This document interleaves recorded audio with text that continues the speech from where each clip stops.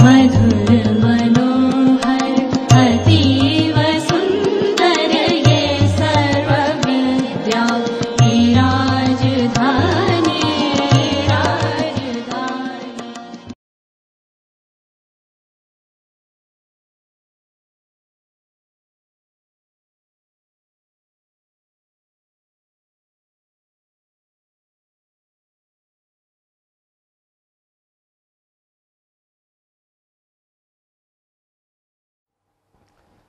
Well, my dear students, now we are going to start a new topic under Technology of Metal Forming course. The topic is on powder metallurgy, forming with the help of powder metallurgy route. All right. So, we have divided the whole series of lecture for powder metallurgy in two parts. In first part, we are going to explain how do you form with the help of metallic powders different products, and in the second part more details on the product development of using powder metallurgy would be delivered. All right. So, the powder metallurgy, what is powder metallurgy?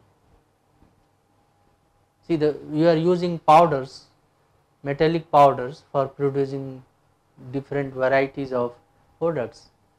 So, the process, powder metallurgy, it is a process. It is a process of compacting metal powder in suitable dyes and sintering them, because first you have to put the powders in suitable dye and you have to apply some kind of load so that the compact is formed. This compact generally it is said as green compact, and then it is to be sintered so that each metallic powder gets fused and it forms a solid product.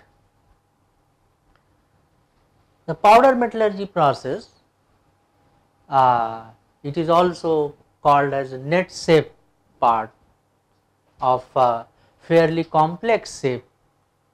So, it is a net shape forming process, which is also another way it is said, because whatever powder you are putting it in the die, the whole thing will be compacted and there is nothing left out of that. So, you can produce fairly complex shape very economically with this process, and also the competitive, it is quite competitive in the manner with the casting, forging processes and machining processes, because there is no need of rework, there is no need of machining, there is no need of any material loss after the product is formed by this particular route. As far as the dimensional control is concerned, one can get very good dimensional accuracy and size.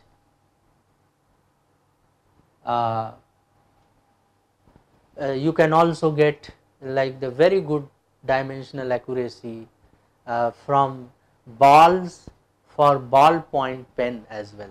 So, the ballpoint pen you see, it is 0.5 mm diameter. So, for even such a small accuracy which is produced by, you can have a very good dimensional control.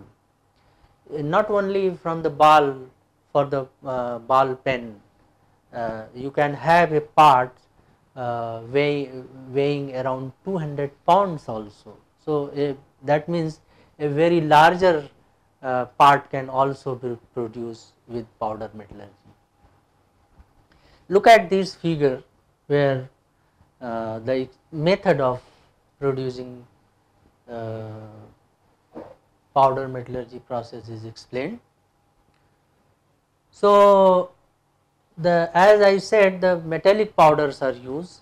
So, first thing is the method to make fine metal powders and sort them, and sorting according to the size. So, that is a very important issue. So, once you have the metal powder of given size, you can mix this powder to get an alloy. So, any alloy, for an alloy, this percent of this particular powder, this percent of this particular powder, if you mix it, you get an alloy. So, the second method is to mix the powder to get an alloy, like iron alloy is most common, and also the bronze alloy is very common. So, if you choose for a particular iron alloy and you choose the powder accordingly, aluminum, magnesium, iron and all those things, and mix it together and form the process of compaction and sintering, you will get an alloy. The first, that means in the method, first step is to find the fine metallic powder and sort it out. Secondly, you mix this powder to get the alloy, and then third is the compaction. As I said, you have to compact it in a press. So, usually powder is pressed into a green compact, as I said. So, if you make a compact, whatever product comes out, that is called as a green compact. Usually you require 20,000 to 1 lakh psi pressure to make a green compact, and even though with such a high psi pressure you apply to form green compact, you still get a very porous green compact, and that may have around 70% as the density. So, and it may be done cold or warm, right. So, the process of the compaction, sometimes it can be done cold, sometimes it can be done warm with within a die, and so usually when you perform cold, you get around 70% density, but when you perform in hot condition or warm condition rather, you get a higher density, that means more than 70%. Once you have got a green compact, usually the sintering is performed, because the green compacts has the metallic powders close together, the wires are very small, but still they have not fused. So, once you sinter, they used to, you can see the figure here where a electron micrograph is shown of thermal bonded product, and you can see the particle size and very small, and how they have made the compact, and still it is not yet fused. So, sintering, that means when you perform sintering, means it is a controlled atmosphere and there is no oxygen. So, sintering is always done within controlled atmosphere, because if oxygen is there, it may react. So, non-oxygen environment under controlled atmosphere, the sintering is done. Generally the green compact is heated to around 0.75 multiplied by melting temperature of the alloy.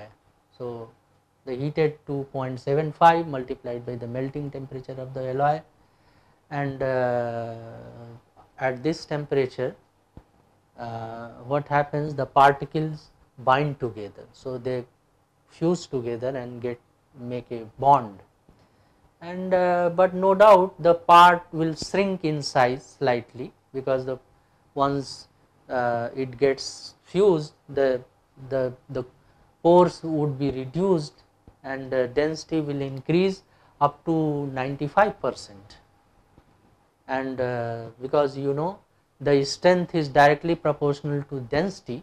So, on the green compact, if you say it is 70% percent is density, so you have a strength, but when after sintering you get around 95% density, so the strength will go increased, right. So this is what's the very simple way for producing a metal powder products. As far as you compare in the beginning, as I said, if you compare the powder metallurgy products with casting process, because casting is also very popular, so the comparison can be like the mass produce small steel parts you can produce, and as far as the casting is concerned, the mass production of the steel part can be done with powder metallurgy, and that is in terms of the net shaping, right.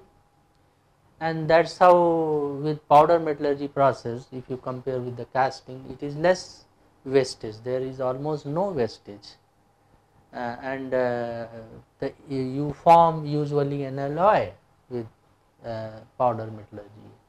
The range of densities, porosities are certain advantages or disadvantages you can have, because you may have a variation in the density and porosity.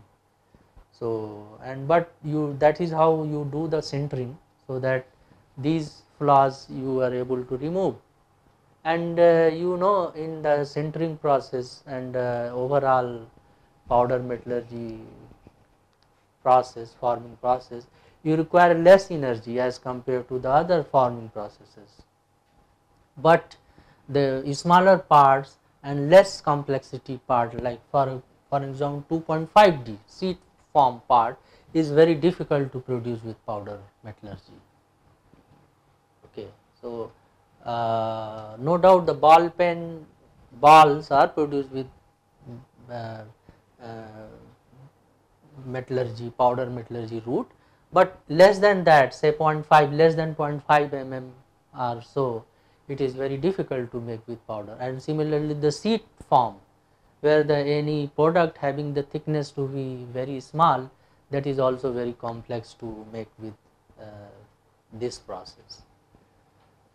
So you can see on the right side there are some of the products, like you have gears, and which is gears are very common, and you see it is net shaped gears, the shape and the cutting of the gears you are able to avoid it, machining you are avoiding, and that therefore the timing, lot of timing you save, and you can see the example here.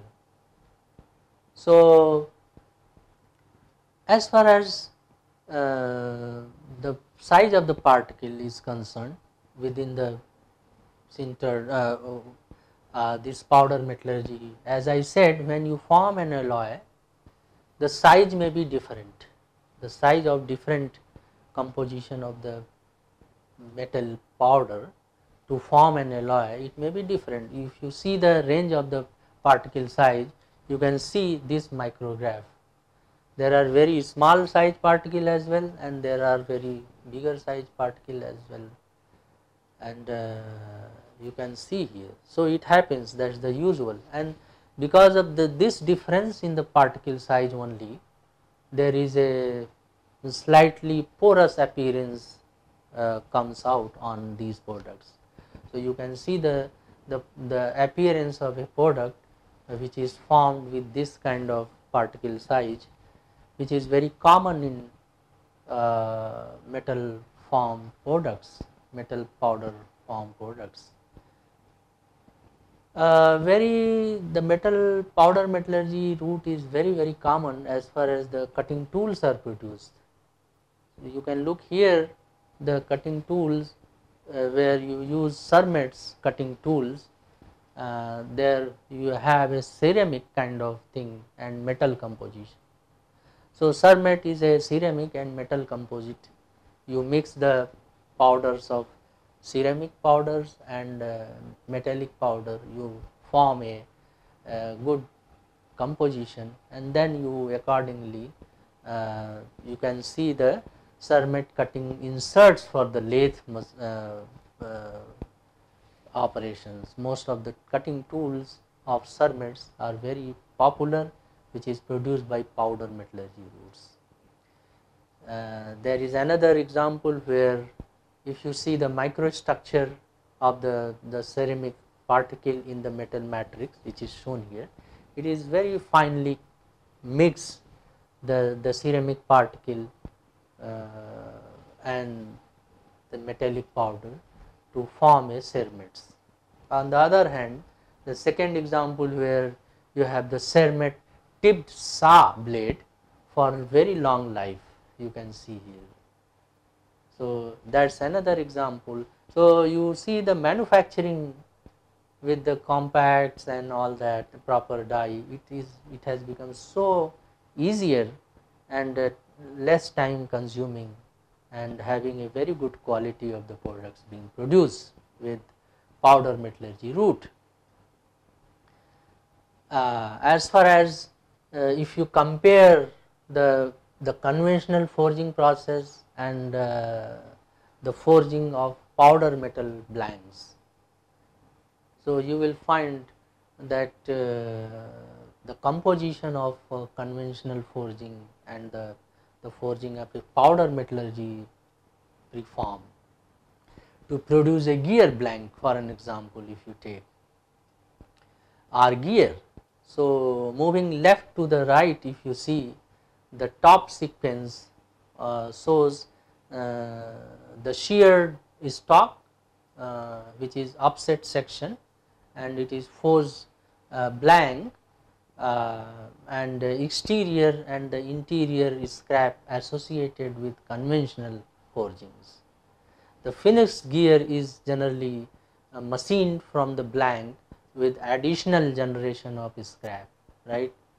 So the bottom pieces are the powder metallurgy if you follow route, and when you perform the gears are formed with the proper die, and this does not have any scrap, and therefore you can compare that the forging, conventional forging process, and with the powder forging process, powder preform forging process, it is a lot of saving is concerned without loss of the accuracy.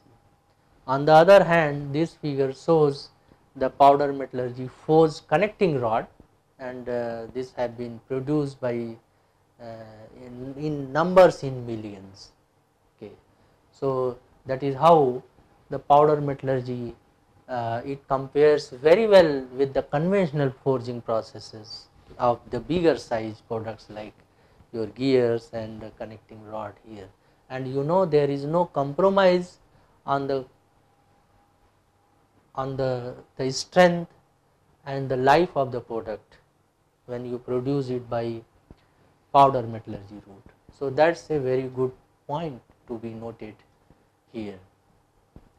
So whatever we have seen so far, one again let us recall. So we can put it the basic steps in the powder metallurgy process. If you look this a kind of table presentation where so you require for powder metallurgy process, what you require some kind of raw material. So the raw material is in the form of to make an alloy actually. So you require metal powders, and so that you make an alloy, and you require certain additives also along with the powder like graphites or dye lubricants, etc. So that you mix with these alloy powders these additives like graphites and dye lubricants, so that you can pour the whole lump of the raw material including the metal powders and additives, so that it is easy to fill the die and it is easy to make the compact. So these two things, that is the metal powders and additives, you mix it first. So once you mix, you may follow then after the forming process. So, how do you compact? So, the second step is after mixing you have to make the compacts. So, how do you make the compacts? So, there are three different ways for making compact, like as I said, the hot compaction one can go for the warm compaction, and one can go also for the cold compaction. Usually when you go for the forming to make the compacts, so in hot, if you follow the hot compaction route, you may choose isostatic process, you may choose extrusion process, you may choose die compaction process, you may also choose spraying process through the hot compaction route. You may use pressurized sintering as well. So, these are the routes, that is isostatic, extrusion, die compaction, spraying, pressureless sintering, etc. These may fall in hot compaction route. Warm compaction, as I said, it is between the hot compaction and cold compaction. You may go for the die compaction, and you may also go for the injection molding process, right. So, in cold compaction, the die compacting, cold compaction is very popular, as I said, you do not require any heating. So, in cold compaction usually die compaction may be followed, isostatic compaction, rolling can be used, injection molding can be used, and then the slip casting can be used, and cold forming is also used for cold compaction method. So, once the forming of by forming to get a compact is concerned, by these processes, as I said, you require to sinter it. So, sintering, when you do, there are two kind of sintering, one which we call as the atmospheric sintering, where you require oxygen-less sintering process, and another where you have vacuum sintering. So, you require vacuum, you perform the sintering in vacuum. There are many other, apart, once you get the sintering, then after that also there are certain optional operations, like you may call it as the optional manufacturing steps, like you may go for the repressing, you may go for coining process, you may go for the sizing process, and you may even go for the resintering to make it much more strength. You may go for forging process, you may go for re-rolling process, and also you may go for metal infiltration process. So, these are some of the optional operations after the sintering. So, the optional manufacturing steps, as I said, and then there could be the optional finishing steps as well as. So, like machining, and then heat treating, the steam treating, the plastic impression, impregnation, you may go for the plating, you may go for the tumbling, you may go for the oil impregnation, you may go for the short pinning. So, these one can say as the optional finishing steps after sintering. So, after if you perform the optional operations, you will then get the finished product. So, finished product means there is no defect. So, as you know, how to ensure that there is no defects, we will see later the defects, common defects in powder metallurgy in the next. Usually the parts that are being produced by powder metallurgy route, sometimes when you produce self lubricating bearings which is impregnated with oils.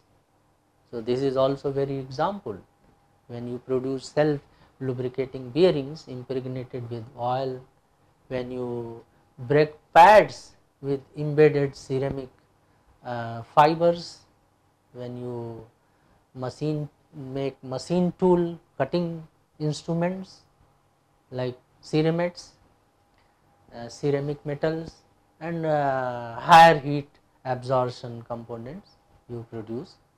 You also with metal powder route generally commonly made out with of iron when it is concerned. So, there are many such varieties which is made out of iron, copper, aluminum, tin and nickel, right. So, these are the large varieties of part that we have now seen can be produced with this route. As far as the order of operation is concerned, you know, as I said, you require powder production. So, the question is how do you produce good powders, then how do you blend these powders, and then how do you compact these powder, and then sintering and then the finishing operation. So, as far as the order of operation is concerned, it starts with the powder production, it starts with the blending those powders or mixing those powders and then making compaction, sintering and finishing, that we have already seen. So, let us see one by one these. So, how do you produce powders? So, powders size are of micron size, it may be sometimes 100 micron, 400 micron, 50 micron. So, how do you produce such a fine powder and that too with good quality? So, virtually any metal can be made into powder form. This is quite true, any metal. So, whether it is a stainless steel, whether it is titanium. So, virtually any metal can be made into powder form. So, there are three principal methods by which metallic powders are commercially produced, each of which involve energy input to increase the surface area of the metal, alright. So, out of this, number one method to produce the powder is atomization. So, atomization involves the conversion of molten metal into a spray of droplets that solidify into powder, right.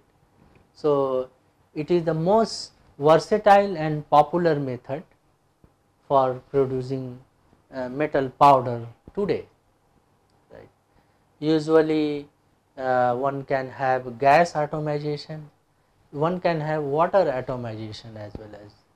So, when you choose the gas atomization, in which a high velocity gas stream is utilized to atomize the liquid metal, whereas in water atomization route a high velocity water stream is used instead of air. So, as far as the chemical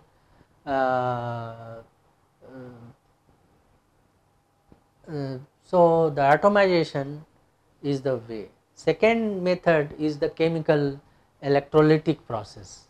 You can produce powder, this is another way.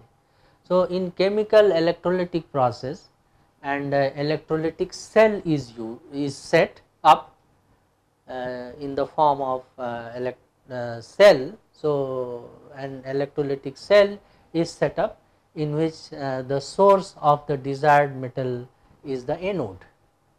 Okay.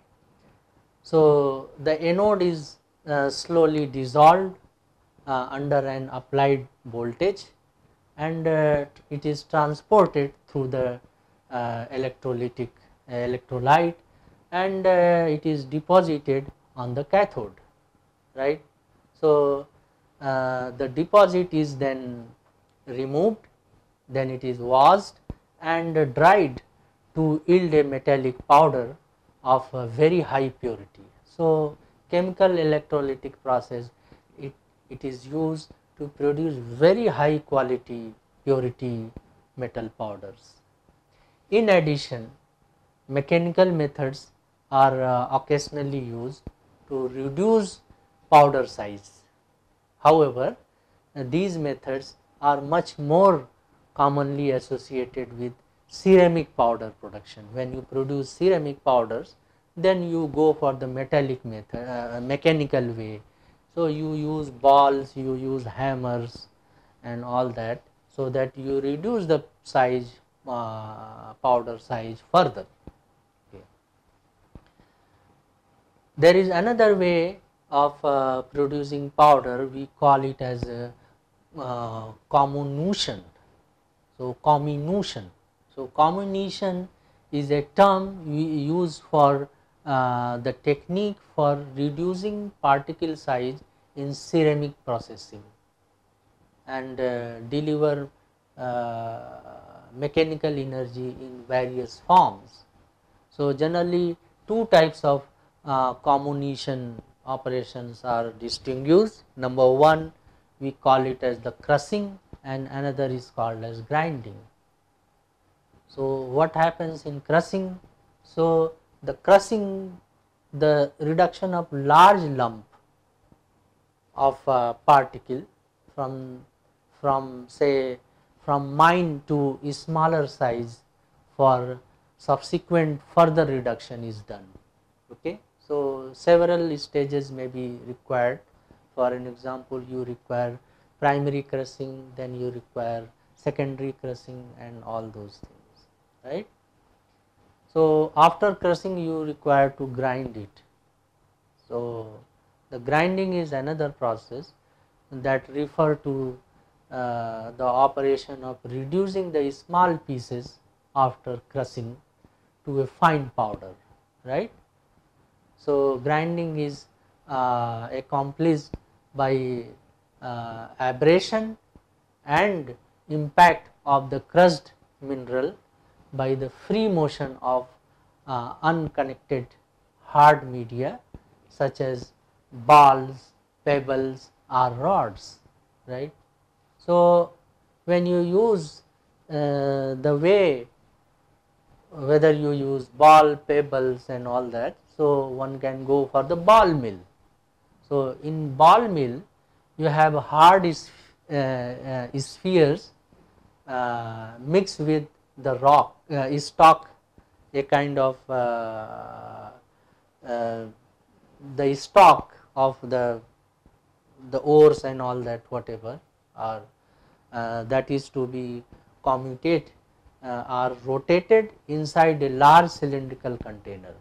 So, and there are number of hard sphere balls of different size, and they once they rotate, so these stock material in the form of bigger size will be grinded. In case of roller mill, these stock is compressed against a flat horizontal grinding table by rollers riding over the table surface, right, that is under roller mill. In third case, when we say the impact grinding, particles of stock are thrown against a hard flat surface, either in high velocity air steam or in a high steam slurry form.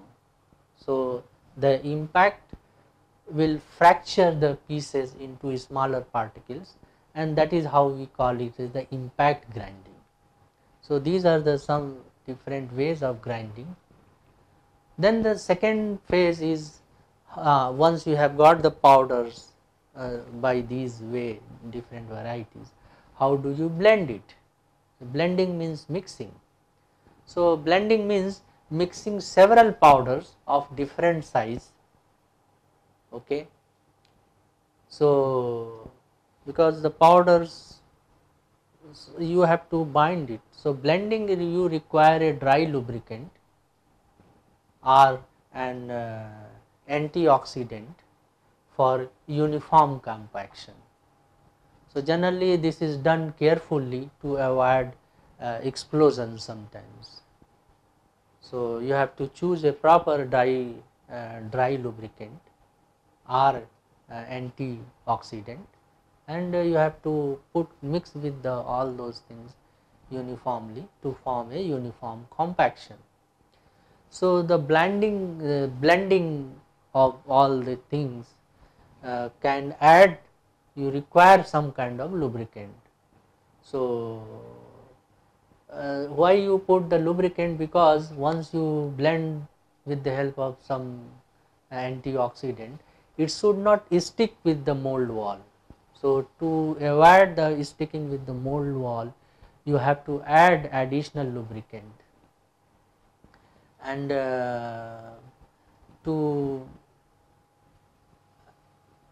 also the purpose is that the green strength is enough. So, you can add binders for that. So, once you add some kind of binder, so that the green strength is better, and then you can add sintering aids also, like some kind of acceleration of densification upon heating. So, that can also be done.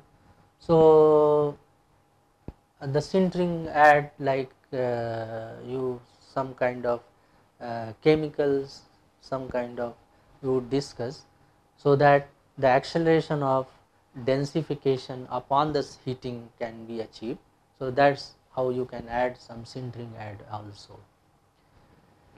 After it is blended, you require to compact, as I said. So, compaction, that means bringing the materials into required shape, we call it as the compaction. That means the work part, whatever you have after pressing, that is called as green compact. The word green means not yet fully processed, that is the purpose of green compact. So, you require briquetting, that means you require to compression of the powder in the die cavity from both the top and bottom, that is called as briquetting. Second method, you can follow the roller compaction, where which is compacted between two rollers to produce sheet or plate stock, right. So, you have two rollers, and you in between you may put the powders, and then it will be made as compact. So, there are ways to do that. The third way that is popular for making compact is the extrusion compacting. So, in case of extrusion compacting, powders are packed into a mild steel tube, and then it is forced through a die. It is very forced through a die at high speed. If you recall, a very popular way of extrusion, the making of welding rods, the coating of the slag, the material over the welding rod is done with the extrusion compaction process. Then you come to the sintering. As I said repetitively, after the compact is made by these three different routes, either of these three different routes, one can go for the sintering, and so the sintering is a process of heating, as I said, the compressed powder metal to within around 70 to 90% of its melting point, as I said. Usually 0.75 is very popular, but in nutshell it is around 70 to 90% of its melting point. You take the sintering temperature. Often it is called as solid state sintering or solid phase sintering. because the metal remains unmelted, and that is how the name appeared. Uh, People call it as solid state sintering or solid phase sintering. Then the second, it is used, sintering is used for material such as ceramics as well as and ceramides that cannot be melted and cast by, and it can be cast by other way, right. So these are the two different ways. The sintering in fact involve mass transport to create the necks and transform them into the grain boundaries, right. So the principal mechanism by which this occur is diffusion. So in the sintering, a very popular process is diffusion. So the other possible mechanism include plastic flow as well. So sintering where the heat treatment may also consist.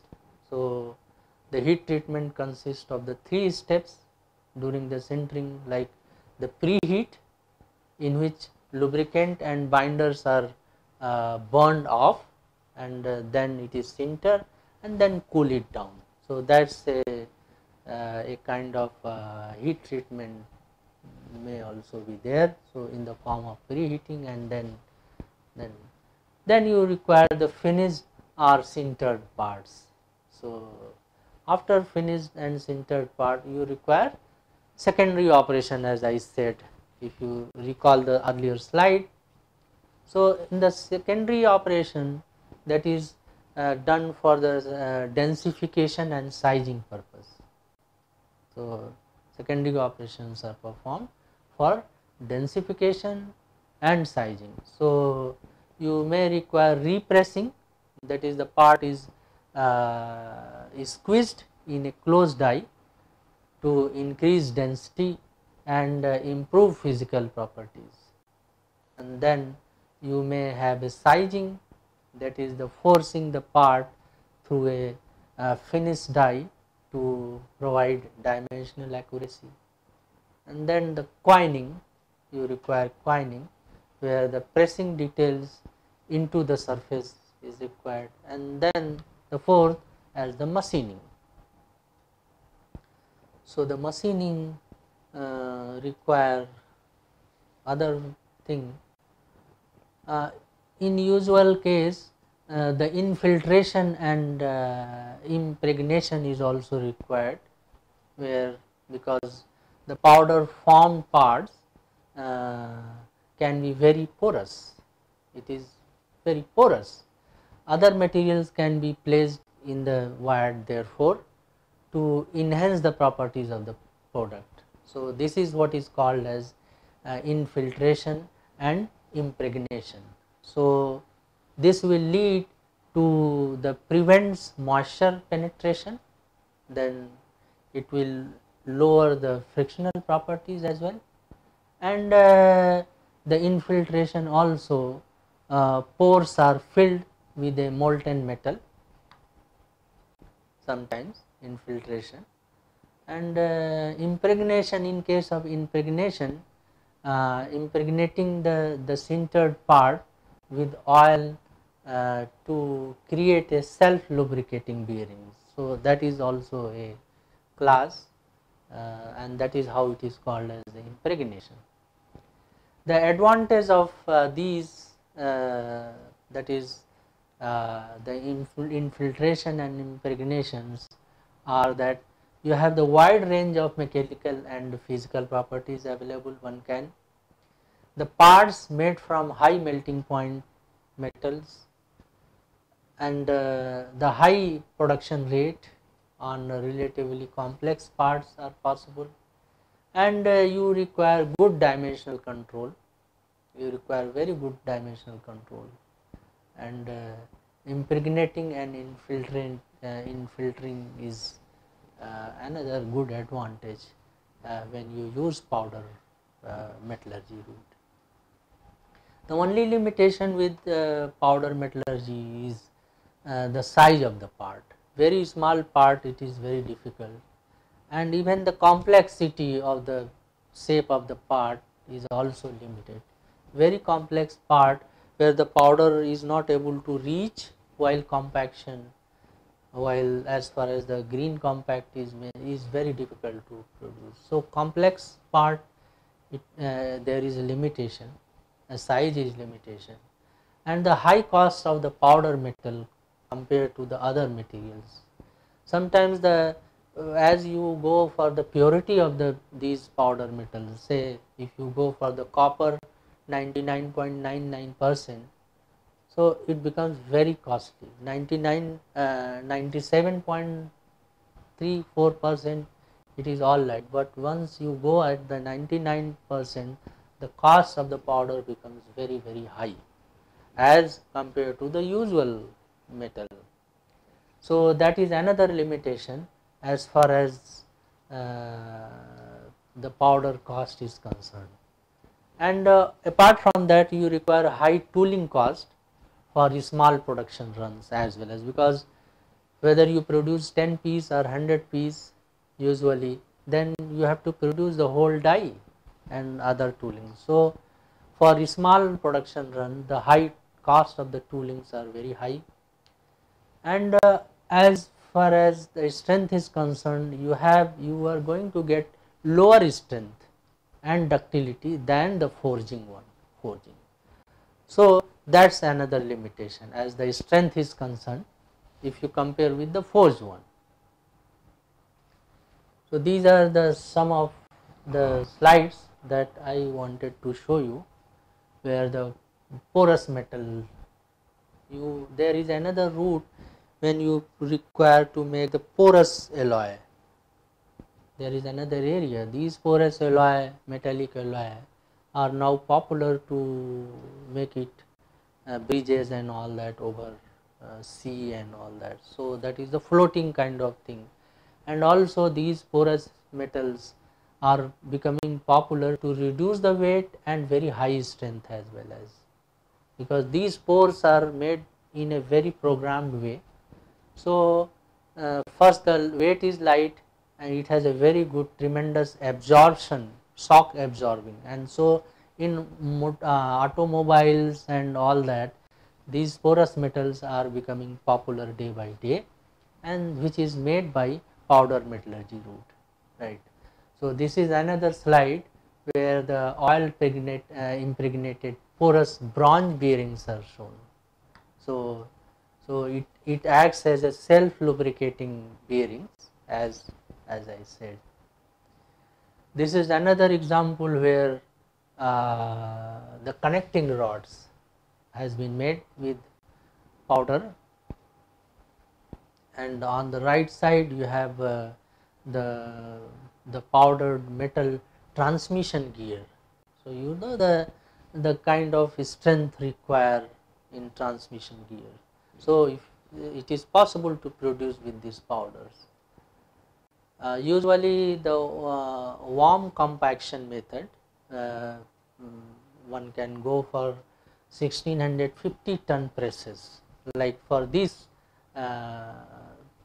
because these both cases, connecting rod and the transmission gear, are made by warm compaction method using some kind of 1650 ton presses, and teeths are molded with very close dimensional, and that is how these are molded to net shape, and there is no need of machining afterward.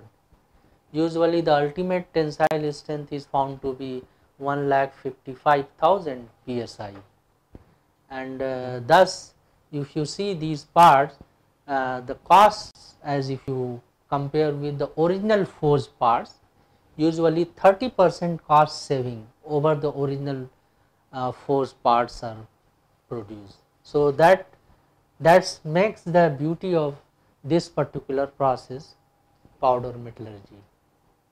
This is another example where the powder metal turbine blades having a disc bigger size, and it is a single piece. So you see the complexity. So this is what is the powder metal turbine blade disc, single piece has been made. So, this shows that even very complex parts are being now produced. So, this is what some of the things I wanted to share with you, the basic details of powder metallurgy route. How do you form, how do you form complex part, what are the methods, and it is interesting to note that is for the smaller pieces also and for medium size complexity parts, and but this case if you see which is produced with powder metallurgy route, people may doubt whether it is so complex to produce, right.